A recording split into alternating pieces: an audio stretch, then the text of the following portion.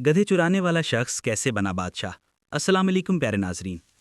इस कहानी की इब्तिदा कुछ यूं होती है कि बादशाह ने गधों को कतार में चलते देखा तो कम्हार से पूछा, तुम इन्हें किस तरह सीधा रखते हो। कम्हार ने जवाब दिया कि जो भी गधा लाइन तोड़ता है मैं उसे सजा देता हूँ, बस खौफ से ये सब सीधा चलते हैं। बादशाह ने कहा, क्या तुम मुल्क में अमन कायम कर सकते हो। कम्हार ने हामी भर ली।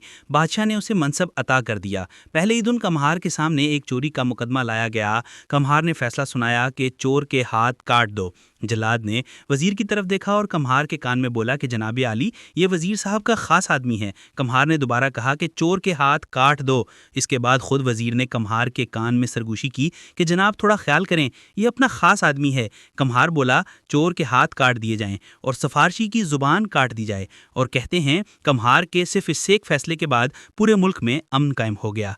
इस तरह के सबक आमोज किस्से, कहानियाँ, हदीसों, वाक़यात सुनने के लिए हमारे चैनल को सब्सक्राइब करें और शेयर करें।